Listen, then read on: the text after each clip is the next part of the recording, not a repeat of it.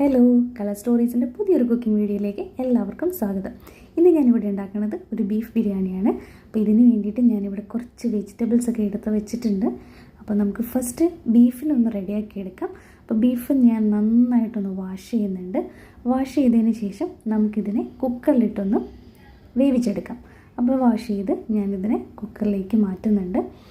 കുക്കറിൽ വേവിക്കണത് കുറച്ച് പെട്ടെന്ന് കുക്കാവാൻ വേണ്ടിയിട്ടാണ് കേട്ടോ. നമ്മളിത് കുക്കറിലേക്ക് മാറ്റിയതിന് ശേഷം നമുക്കിതിന് വേവിക്കാൻ ആവശ്യമായിട്ട് കുറച്ച് മഞ്ഞൾപ്പൊടി ഇടുന്നുണ്ട്. പിന്നെ ഞാൻ യൂസ് ചെയ്യണത് കുരുമുളക് പൊടിയാണ് കേട്ടോ. അപ്പം നിങ്ങൾക്ക് കുരുമുളക് പൊടി ഇത്ര വേണ്ടാന്നുണ്ടെങ്കിൽ കുറച്ചിട്ടാൽ മതി. എനിക്ക് കുറച്ച് ഇഷ്ടമായതുകൊണ്ട് ഞാൻ കുറച്ച് കൂടുതൽ ഇടുന്നതാണ് കേട്ടോ. പിന്നെ ഉപ്പ്, പിന്നെ ഇഞ്ചി വെളുത്തുള്ളി പച്ചമുളക് അരച്ച പേസ്റ്റ്, പിന്നെ കുറച്ച് പുതിനയില ഞാൻ ഇതേപോലെ ഒന്ന് ജസ്റ്റ് കട്ട് ചെയ്തിടുന്നുണ്ട്. പിന്നെ ആവശ്യത്തിന് വെള്ളം, ഇത് വേവാൻ ആവശ്യമായിട്ടുള്ള വെള്ളം ഒഴിച്ചു കൊടുക്കുക. ഒഴിച്ചു കൊടുത്ത് ഇത് നന്നായിട്ട് നമുക്കൊന്ന് മിക്സ് ചെയ്തെടുക്കാം. മിക്സ് ചെയ്തതിന് ശേഷം ഞാൻ ഇതിലേക്ക് ജസ്റ്റ് 2 പച്ചമുളക് ഇടുന്നുണ്ട്.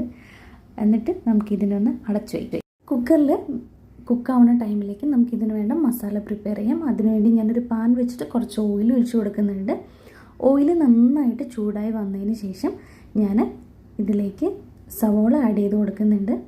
ഞാൻ ആക്ച്വലി കുറച്ച് കൂടുതൽ സവോള ഇടുന്നുണ്ട്. എനിക്ക് കുറച്ച് കൂടുതൽ മസാല വേണ്ടതുകൊണ്ടാണ് കേട്ടോ. നിങ്ങൾക്ക് ആവശ്യമുള്ളത് മാത്രം ഇട്ടിട്ട് നിങ്ങളത് എടുത്താൽ മതി. അപ്പോൾ എനിക്ക് കുറച്ച് കൂടുതൽ വേണ്ടതുകൊണ്ടാണ് ഞാൻ ക്വാണ്ടിറ്റിയോ കാര്യങ്ങളോ ഒന്നും പറയാത്തത് കേട്ടോ. അപ്പം ഞാനിതൊന്ന് ഇട്ട് കൊടുത്തിട്ട് ഇതിനെ നമുക്ക് ജസ്റ്റ് ഒന്ന് ഇളക്കി കൊടുക്കാം. ഇളക്കി കൊടുത്തിട്ട് ഇത് വേഗം ഒന്ന് കുക്കാവാൻ ഞാൻ കുറച്ച് ഉപ്പിട്ട് കൊടുക്കുന്നുണ്ട്. അപ്പോൾ കുക്കായി വരുന്നുണ്ട്. അതിനുശേഷം ഇതിലേക്ക് ഒരു തക്കാളി ആഡ് ചെയ്ത് അതും കൂടി നന്നായിട്ട് വഴറ്റിയെടുത്ത് നമുക്കിതിനാവശ്യമുള്ള മസാലകൾ ഇട്ട് കൊടുക്കാം. ഇതിലേക്ക് ഞാൻ കുരുമുളക് പൊടി, ഗരം മസാല, മീറ്റ് മസാല, ബിരിയാണി മസാല, മല്ലിപ്പൊടി, പിന്നെ കുറച്ച് മഞ്ഞൾപ്പൊടിയും കൂടിയിട്ട് ആഡ് ചെയ്ത് കൊടുക്കുന്നുണ്ട്. എന്നിട്ട് നമുക്കിതിനെ ഒന്ന് ജസ്റ്റ് ഒന്ന് ഇളക്കി കൊടുക്കാം കേട്ടോ. ഇത്രയും മസാലകളും കൂടിയിട്ടാണ് നമ്മളിടുന്നത്. എന്നിട്ട് അതിനെ ഒന്ന് നന്നായിട്ടൊന്ന് മിക്സ് ആവണ വരെ ഒന്ന് ഇളക്കി കൊടുക്കുക കയ്യിലുകൊണ്ട് നന്നായിട്ട്. അപ്പോൾ അതൊന്ന് മിക്സായി വരും. മിക്സായി വരുന്ന ടൈമിലേക്ക് നമുക്ക് ഇതിലേക്ക് കുറച്ച് ഒരു സ്പൂൺ തൈര് ആഡ് ചെയ്ത് കൊടുക്കാം.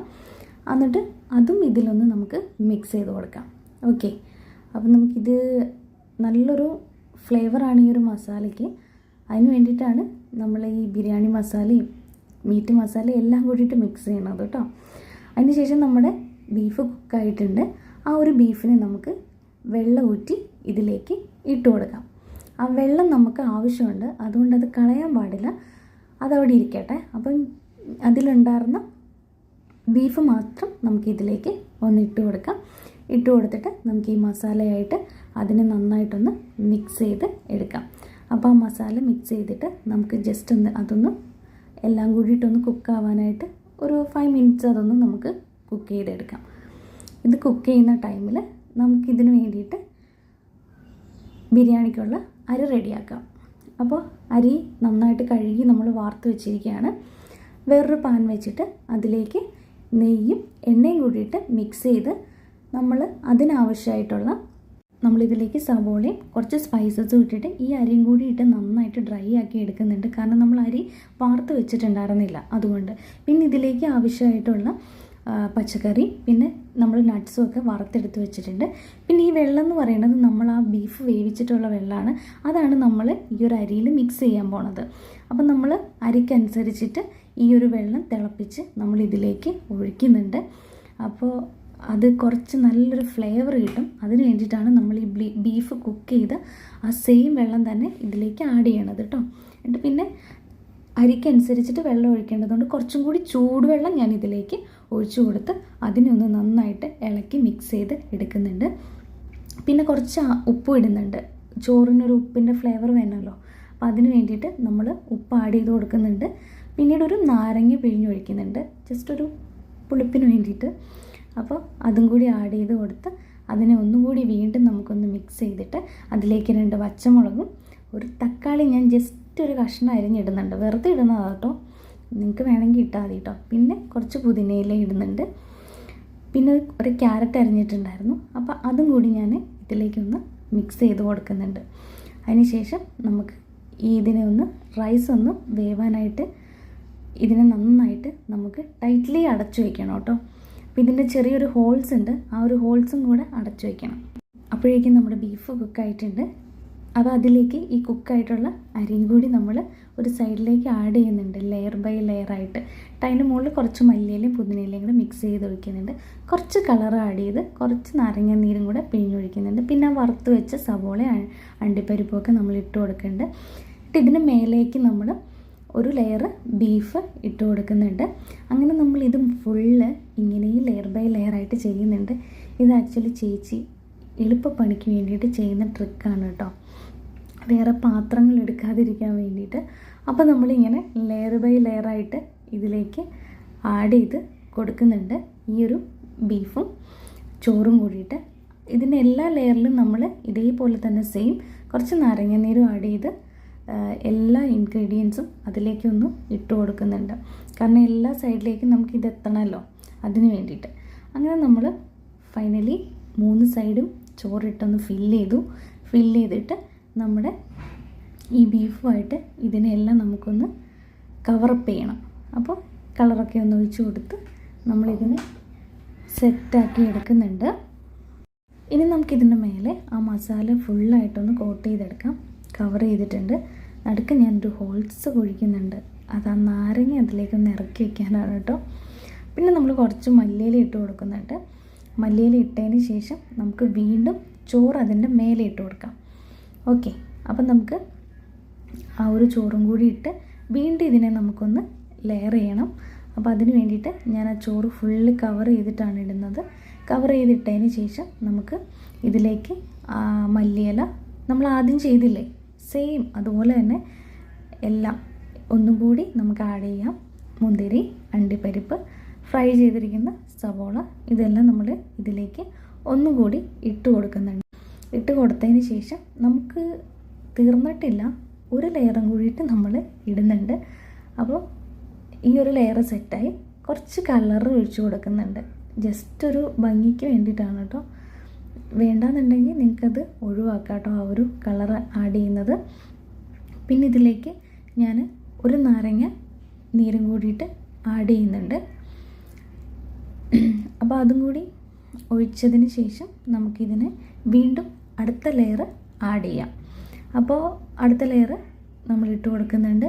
സെയിം ഇതേ പ്രോസസ്സ് തന്നെയാണ് അവിടെ റിപ്പീറ്റ് ചെയ്യണത്, വ്യത്യാസമൊന്നും തന്നെ ഇല്ല. അപ്പോൾ നമ്മൾ ആ ഒരു ചോറും അതിൻ്റെ മേലേക്ക് ഫുള്ള് കവർ ചെയ്യണ രീതിയിൽ നമ്മളൊന്ന് ആഡ് ചെയ്ത് വയ്ക്കുന്നുണ്ട്.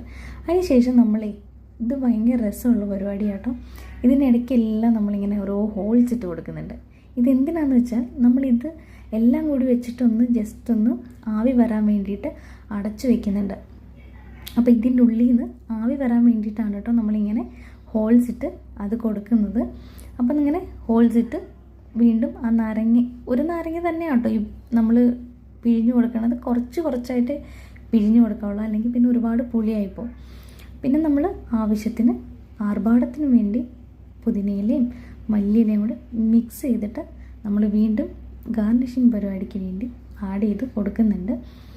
അതിൻ്റെ മേലെ കുറച്ച് കളർ ഒഴിച്ച് കൊടുക്കുന്നുണ്ട്. പിന്നെ നമുക്ക് കളർ അധികം വന്നു കേട്ടോ, അപ്പം ഞാൻ എല്ലാം അതേപാടെ തന്നെ ഒഴിച്ച്, പിന്നെ അത് വേസ്റ്റായി പോകുമല്ലോ എന്ന് വിചാരിച്ചിട്ട് ഞാൻ കുറച്ചേറെ അങ്ങ് ഒഴിച്ചു കൊടുത്തു. അപ്പോൾ നമുക്ക് ഓൾമോസ്റ്റ് ഫൈനൽ ഫിനിഷിങ്ങിലേക്ക് എത്തിയിട്ടുണ്ട് ബിരിയാണി. അതിൻ്റെ മേലെ ഗാർണിഷിങ്ങിന് വേണ്ടിയിട്ട് വറുത്ത് വെച്ചിരിക്കുന്ന എല്ലാ ഇൻഗ്രീഡിയൻസും വീണ്ടും നമ്മൾ കോട്ടിങ്ങിനായിട്ട് ആഡ് ചെയ്ത് കൊടുക്കുന്നുണ്ട്. അണ്ടിപ്പരിപ്പും വറുത്ത് വെച്ചിരിക്കുന്ന മുന്തിരിയും അതേപോലെ തന്നെ നമ്മുടെ സവോളയൊക്കെ കൂടി നമ്മൾ ഇട്ട് കൊടുത്തിട്ട് നമുക്കിതിനെ ജസ്റ്റ് ഒന്ന് ആവി വരുന്നവരെ ഒന്ന് ചൂടാക്കിയെടുക്കാം. ഒരുപാട് സമയം തീ കൂട്ടി വയ്ക്കരുത്, ലോ ഫ്ലെയിമിൽ വെച്ചിട്ട് വേണം കേട്ടോ ഇതിനൊന്ന് കുക്ക് ചെയ്യാനായിട്ട്, ഇല്ലെങ്കിൽ പിന്നെ അടി കരിയാൻ തുടങ്ങും. അപ്പോൾ അതിനുള്ള ടൈം എടുക്കരുത്, ജസ്റ്റ് ഒന്ന് ചൂടായി ആവി വന്നാൽ മതി. അങ്ങനെ ഓൾമോസ്റ്റ് ഫൈനൽ സ്റ്റേജായി. അപ്പം നമുക്കിതിനൊന്ന് അടച്ചു വയ്ക്കാം. അപ്പോൾ ആ പാത്രത്തിന് ഒരു ഹോളുണ്ട്, അപ്പോൾ നമുക്ക് അതും കൂടി ജസ്റ്റ് ഒന്ന് അടച്ചു കൊടുക്കാം കേട്ടോ. ഇങ്ങനെയുള്ള അടപ്പാണെന്നുണ്ടെങ്കിൽ അത് പ്രത്യേകം ശ്രദ്ധിക്കണം കേട്ടോ, ആവി പുറത്തേക്ക് പോകാൻ പാടില്ല. അപ്പോൾ ഫൈനലി ആവിയൊക്കെ വന്ന് ബിരിയാണി നല്ല സെറ്റായിട്ട് റെഡി ആയിട്ടുണ്ട്. അപ്പോൾ ഇതിനു വേണ്ടി സൈഡായിട്ട് ഞാനൊരു സാലഡ് കൂടി ഉണ്ടാക്കുന്നുണ്ട്. സാലഡിന് കുക്കുംബറും ക്യാരറ്റും സവോളയും ഒരു പച്ചമുളകും ഇട്ടിട്ടാണ് കേട്ടോ. പിന്നെ അതിലേക്ക് നമുക്ക് കുറച്ച് തൈരും കൂടിയിട്ട് ഒഴിച്ചു കൊടുക്കാം. ആ തൈരും ഉപ്പും കൂടി ഇട്ടിട്ട് നന്നായിട്ടൊന്ന് മിക്സ് ചെയ്തെടുക്കുന്നുണ്ട്. മിക്സ് ചെയ്തതിന് ശേഷം ഞാൻ ജസ്റ്റ് ഒന്ന് നോക്കിയപ്പം ഉപ്പ് കുറച്ച് കുറവായിരുന്നതുകൊണ്ട് കുറച്ചും കൂടി ഉപ്പിട്ട് കൊടുക്കുന്നുണ്ട്. ഉപ്പും ഇട്ട് ഒരു സ്പൂൺ വിനെഗറും കൂടി ആഡ് ചെയ്യുന്നുണ്ട് കേട്ടോ. വിനെഗർ നിങ്ങൾക്ക് വേണ്ടാന്നുണ്ടെങ്കിൽ യൂസ് ചെയ്യേണ്ട. അപ്പോൾ എനിക്ക് വിനെഗർ ഒഴിച്ചിട്ടെടുക്കണത് നന്നായിട്ട് തോന്നിയിട്ടുണ്ട്, അതുകൊണ്ടാണ് കേട്ടോ. അങ്ങനെ ഫൈനലി സാലഡും റെഡി. പിന്നെ നമുക്കിതിനെ ഒരു ചട്ടിയിലേക്ക് മാറ്റി സെർവ് ചെയ്യാം. അപ്പം ഞാൻ ചട്ടിയൊക്കെ കഴുകി റെഡിയാക്കി ഒരു ഫോയിലൊക്കെ ഇട്ട് വെച്ചിട്ടുണ്ട്. അപ്പോൾ നല്ല സ്മൂത്തായിട്ടുള്ള ബീഫും ആ ഒരു ചോറും ആ ഒരു മസാലയിൽ അങ്ങനെ പിടിച്ചിരിക്കുന്നുണ്ട്. അപ്പം നമുക്കിതിനെ ആ ഒരു ചട്ടിയിലേക്ക് മാറ്റാം. അങ്ങനെ ഞങ്ങൾ ചട്ടിയിലേക്ക് അതിനെ ഒന്ന് മാറ്റി നല്ല സെറ്റാക്കി എടുക്കുന്നുണ്ട്. ഫൈനലി ടേസ്റ്റ് ആൻഡ് എമ്മിയായിട്ടൊരു ബിരിയാണി റെഡി ആയിട്ടുണ്ട്. സിൻസിയർലി പറയുകയാണ്, നല്ല ടേസ്റ്റ് ഉണ്ടായിരുന്നു കേട്ടോ. അപ്പം നിങ്ങളെല്ലാവരും ഇതൊന്ന് ട്രൈ ചെയ്ത് നോക്കുക. ട്രൈ ചെയ്ത് നോക്കിയിട്ട് എനിക്ക് കമൻറ്റ് ചെയ്യുക ഇഷ്ടപ്പെട്ടോ ഇല്ലേ എന്നുള്ളത്. അപ്പോൾ ഇനി നമുക്ക് അടുത്തൊരു വീഡിയോ ആയിട്ട് വീണ്ടും കാണാം. അപ്പോൾ എൻ്റെ ചാനൽ ആദ്യമായിട്ടാണ് കാണുന്നതെന്നുണ്ടെങ്കിൽ എല്ലാവരും ഒന്ന് സബ്സ്ക്രൈബ് ചെയ്ത് സപ്പോർട്ട് ചെയ്യുക, ലൈക്ക് ചെയ്യുക, ഷെയർ ചെയ്യുക, കമൻറ്റ് ചെയ്യുക. ഓക്കെ, അപ്പോൾ ഇനി നമുക്ക് അടുത്തൊരു വീഡിയോയിൽ കാണാം. Okay, bye, thank U.